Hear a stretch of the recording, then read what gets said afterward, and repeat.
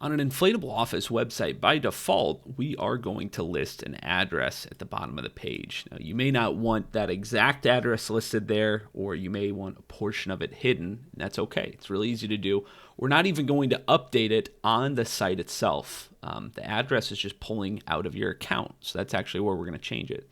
So if you log into your account with Inflatable Office and you go to settings, in the list you'll be able to click warehouses and addresses, or like everything else here, I could just start typing that and go to the page. So by default, your account has one address here, and we can click on that.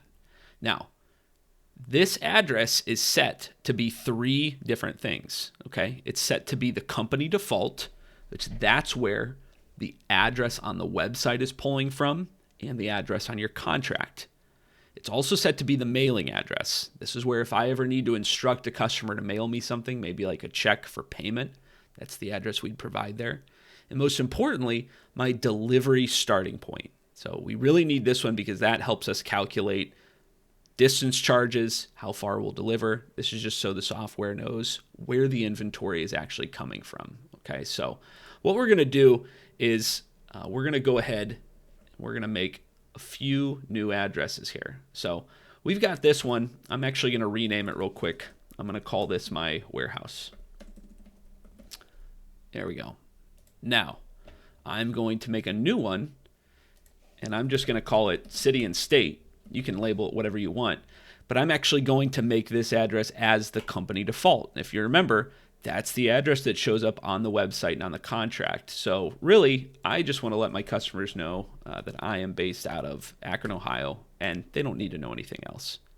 So I've went ahead and set that one. And I'm going to make one last, we're going to call this one, we'll call this my P.O. box. This is where I actually want people to mail stuff from. So I'm going to say, hey, this address is my mailing address, and it is P.O. Box.